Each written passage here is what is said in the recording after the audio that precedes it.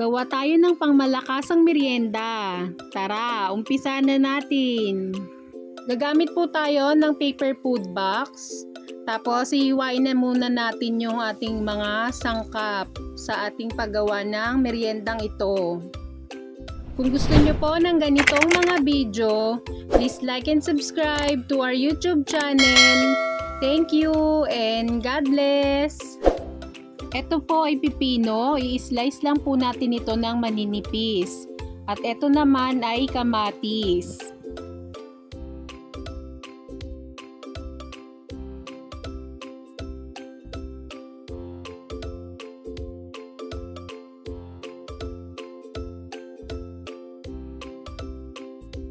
Ayan po, si Daddy yung naghihiwa ng ating kamatis kasi rest day niya. At ang next naman, huhugasan nating mabuti ang ating lettuce. After nating mahugasan, papatuluin muna natin yung ating mga dahon.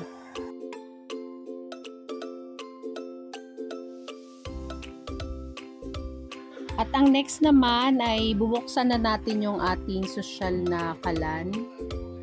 Sabyanan ko to. Tapos, magluluto muna tayo ng patty. Kahit anong brand, pwede naman po. Ayan, painitin muna natin yung mantika. Nilagay na po natin yung patty natin. Ang patty natin ay beef, yung flavor. Pwede din po kayong gumawa ng homemade patty.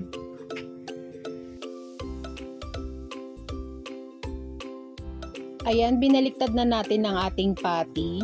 Tips lang po, hindi natin kailangan ng bonggang gamit or yung talagang burgeran. As long as kaya nating magluto, meron tayong kawali at lutuan, pwede na po yun pang start.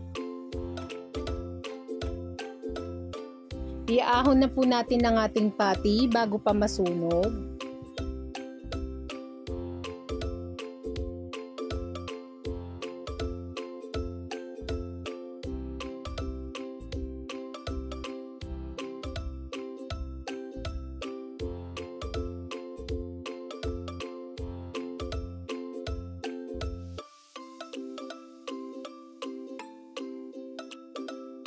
At ang next naman po, tatanggalin muna natin yung ating mantika sa pinaglutuan ng patty.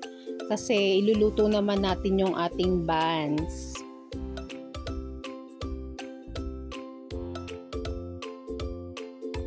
Mas masarap po yung ating buns kapag i-fried muna natin ito, no?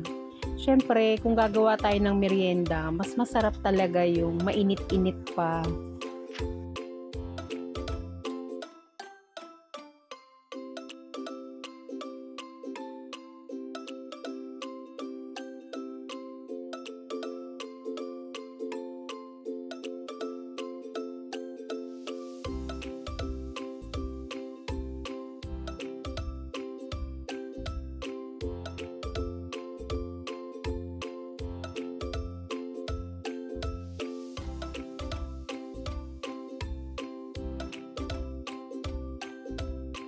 Siyempre, babalik na rin natin yung ating buns.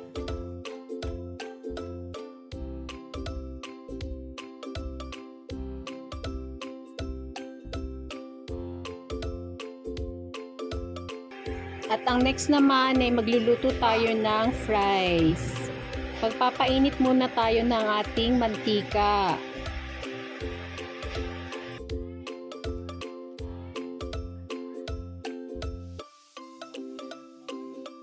Kung gusto niyo po ng ganitong mga video, please like and follow our FB page. Maraming salamat!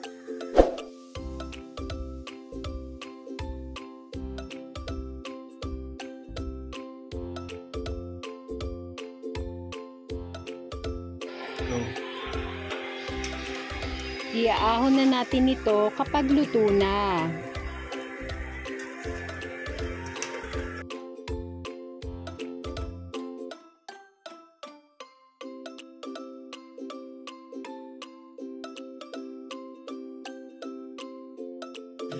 Mag-a-assemble na po tayo ng ating merienda na pang negosyo.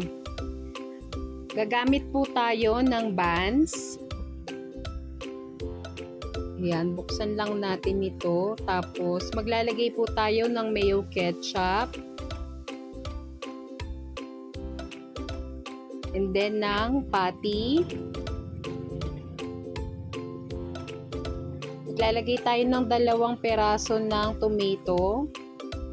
Sliced tomato. At ng pipino.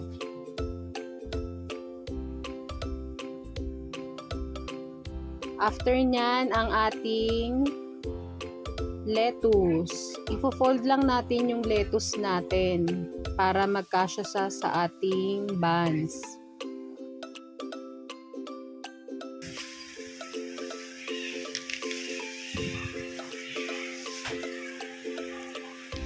Sa ibabaw po ng lettuce, maglalagay pa tayo ng mayo ketchup.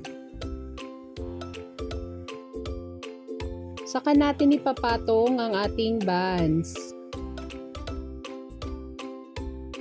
Ito na po ang ating burger.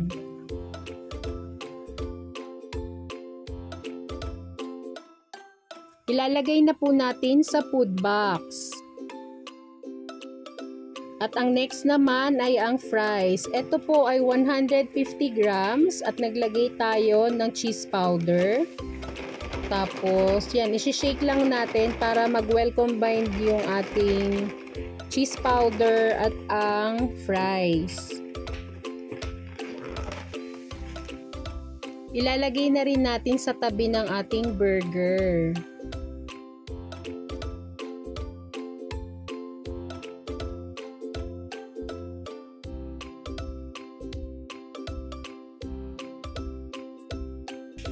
Lalagyan natin ng toppings na mayo ketchup ang ating fries. At eto na ang ating merienda. Sana po ay may nakuha kayong idea sa bidyong ito. Please like and subscribe to our YouTube channel. Thank you and God bless!